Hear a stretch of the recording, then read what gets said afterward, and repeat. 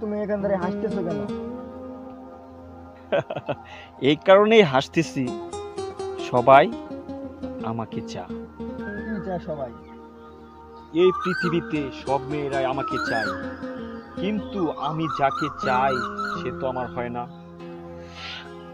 সে হলো আমার জান্নাত, জান্নাত, জান্নাত, জান্নাত, সে আমার জান্নাত।